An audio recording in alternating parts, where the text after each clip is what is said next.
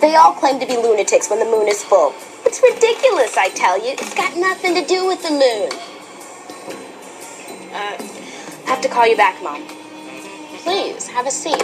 I didn't see you come in. Yeah, I get all types. Lousy day? Blame it on the moon. Bad grade in school? Blame it on the moon. I say. Cheese and crackers? No, it's not green cheese from the moon. Another myth, I tell you. What are they going to think of next? Man in the moon. You kidding me? Now, take a look. What makes you so sure it's a man? It's all a matter of culture. That's right, culture. The Greeks and Romans, they saw a woman's face. In Asia, you see a bunch of animals. Sheesh. Now, it's a matter of perspective.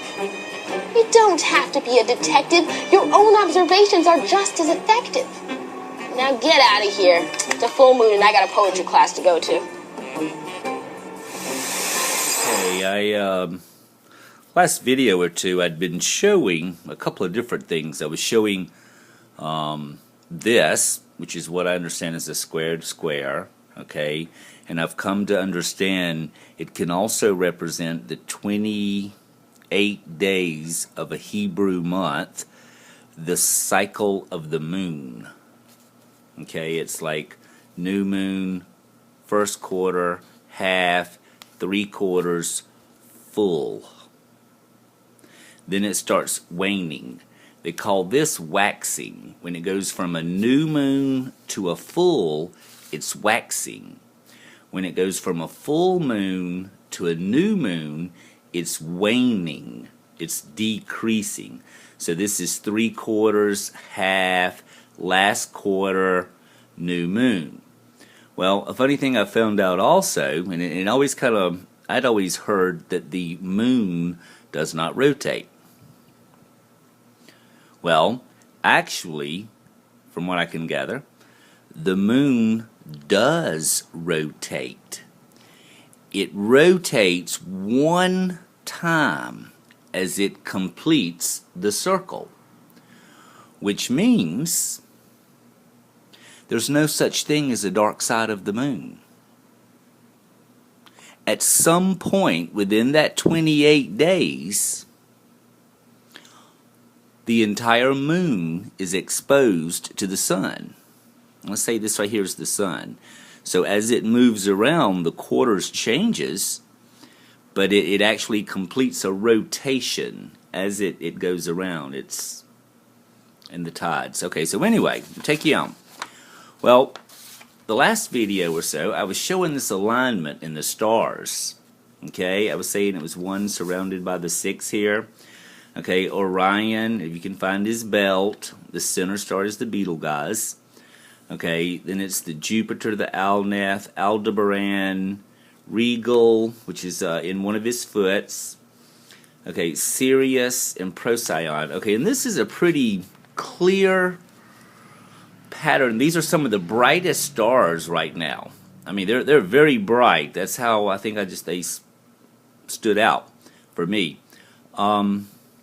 Well, so looking at this moon thing, I thought yesterday, well,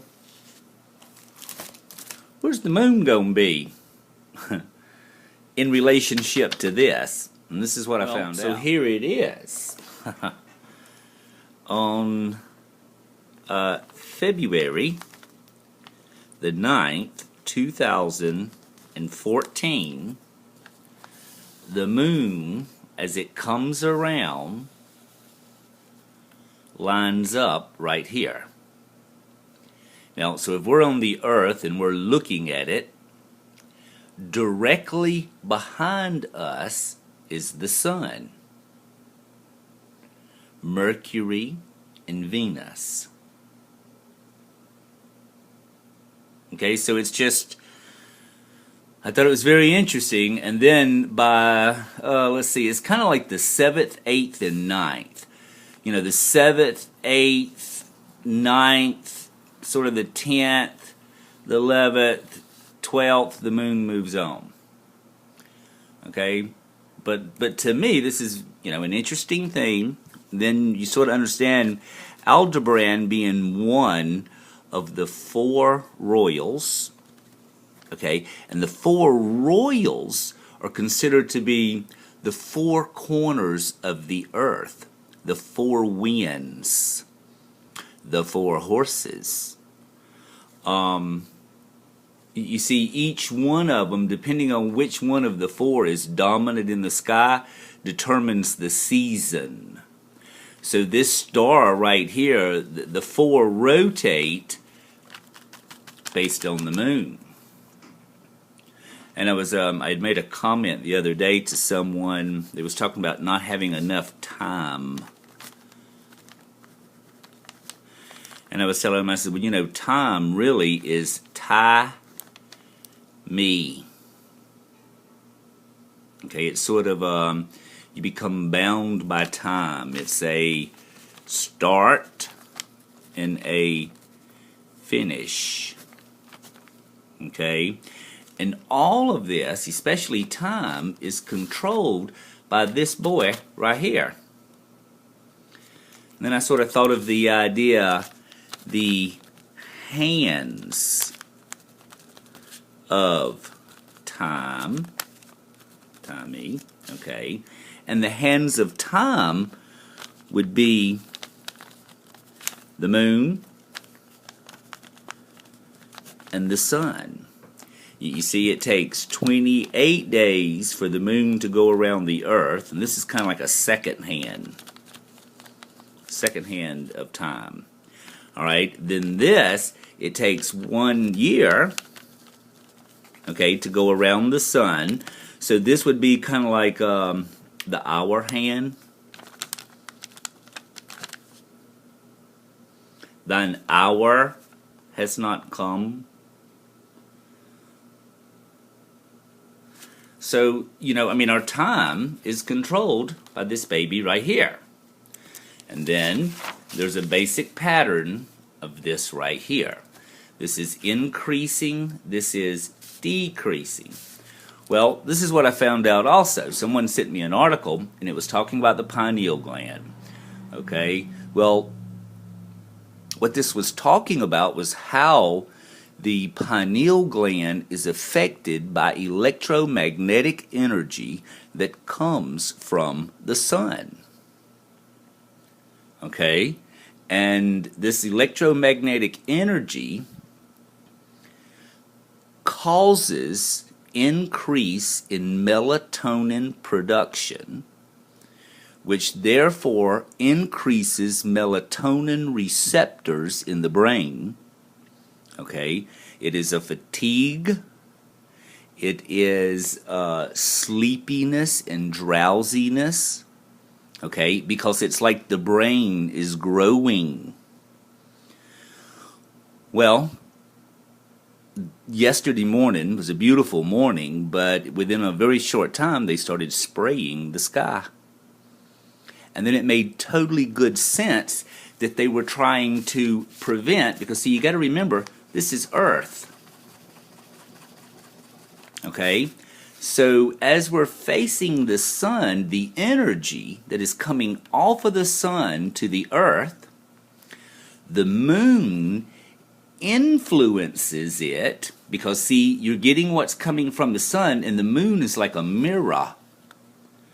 You see, so by here, you're getting an extra dose of the energy, almost as a mirror being reflected. It's reflecting it back to the earth. You see, then here it starts to decrease the amount that it is sending to the earth. Then by the time it gets here, it's almost interfering. You see, it's a less of a stimulant, and it's an electromagnetic field. And actually, this article was being quoted from 1998 Science Times, and it was effects of the pineal gland in electromagnetic storms. And you know, for the past several years, I've been watching the sun, because I do believe the sun has a lot to do with the changes in the world right now. So just sort of an update, interesting stuff, documenting it for prosperity. Okay, I just want to, I went and pulled the article back up so I could give accurate information on this one. It's New Scientist back in 1998 that was published. And then I wanted to read just a real quick little line or two. Electromagnetic activity from the sun affects our electronic devices and human electromagnetic fields. We are physically, mentally, and emotionally altered by electromagnetic charges from the sun. Our body can feel sleepy, but also become highly energized. Psychological effects of coronal mass ejections are typically short-lived and include headache, palpitations, mood swings, and feeling generally unwell. Chaotic or confused thinking. Erratic behavior also increases. Solar storms can drive our emotions and maximize it to both good and bad sides. The point here is to be aware of it. Just going to add one more tiny little piece in here. It's just always interesting, I think. February the 9th, 2014 is when this alignment's taking place. I have a little crazy thing about nines, okay? February the 9th to 2014. Actually, these numbers added together is 18. 1 and 8 is 9. Okay, and this is just, it's harmonic balance is what it is. It's perfection. It's divinity. So the nines, always watch the nines, casting out of nines. Wanted to point out also the young girl at the beginning, the little detective girl, had a, she said the word lunatic and the word luna,